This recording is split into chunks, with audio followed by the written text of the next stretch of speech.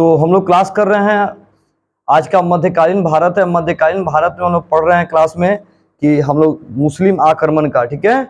और मुस्लिम आक्रमण का अब अगला टॉपिक है मोहम्मद गजनबी के बारे में पूरा पढ़ लिए। अब मोहम्मद गोरी का बात आ रहा है, ठीक है, ध्यान दीजिए।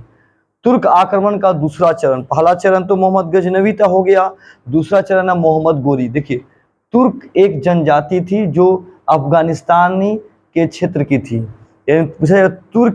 तुर्क मतलब क्या थी? एक जनजाति थी जो अफगानिस्तान के क्षेत्र की थी। इसके दूसरे चरण का नेतृत्व तो मोहम्मद गोरी ने दिया।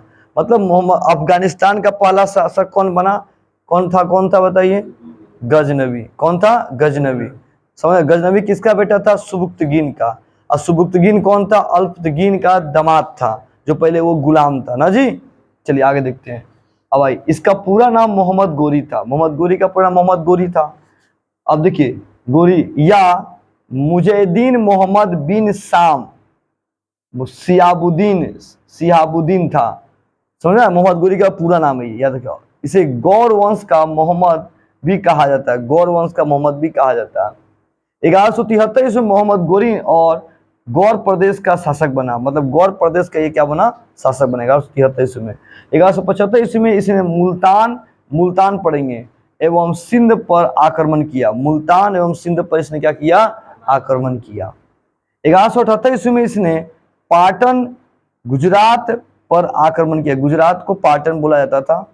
बट वहां के शासक भीम दो मतलब द्वितीय ने माउंट बाबू पर उसे पूरी तरह पराजित कर दिया। यानी भीम टू जो शासक थे, उन्होंने मोहम्मद गोरी को वहां पे क्या किया? पराजित कर दिया। याद रखेंगे। यहां देखते हैं मतलब यहाँ पे 1179 ईस्वी में पेशावर और 1181 ईस्वी में लाहौर और 1185 ईस्वी में सियालकोट को जीत लिया। देखिए, गौरी लाहौर तथा उसके आसपास के क्षेत्रों को जीतता गया और लाहौर को केंद्र बनाया। जब ये जीता तो लाहौर को क्या बनाया? केंद्र बनाया। आपको समझ में आ रहा है? उस समय लाहौर पे हिंदू साम्राज्य का आधिपत्य था, और हिंदू साम्राज्य का आधिपत्य था, वहां मुस्लिम साम्राज्य का आधिपत्य नहीं था। इस समय अभी लाहौर कहाँ है? पाकिस्तान में।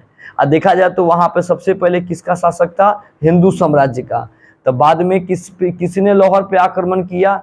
मोहम्मद गोरी ने। और गोरी जब आक्रमण किया तो मुसलमान शासन की सत्ता की स्थापना होने लगी। ठीक है, आगे देखते हैं मोहम्मद गोरी की अगली टॉपिक। दिखाई दे रहा है? यहाँ पे लाएंगे तो बेटर रहेगा, अच्छा दिखाई देगा। ठीक है, आ रहा है यहाँ पूरा?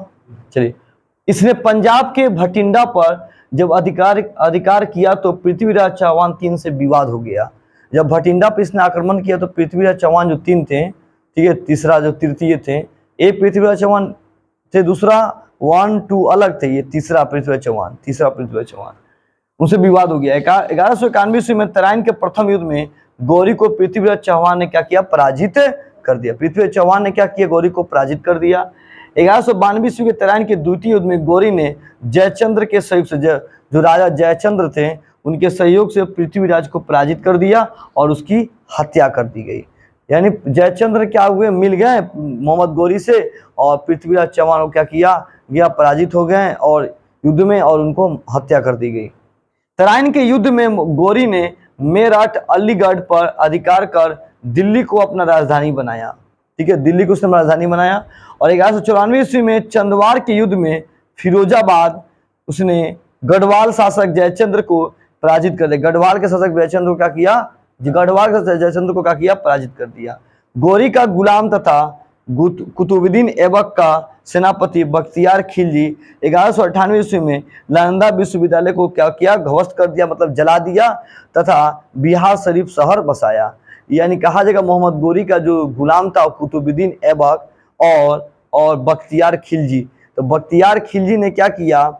उस समय बख्तियार खिलजी ने 1198 ईस्वी में नालंदा पे आक्रमण किया, और नालंदा पे आक्रमण करने के कारण वहां के नालंदा विश्वविद्यालय को पूरा जला के राख कर दिया, नहीं, ध्वस्त कर दिया, और वहां पर बिहार शरीफ नए राज्य की स्थापना की। चलिए आगे देखते हैं नेक्स्ट टॉपिक में।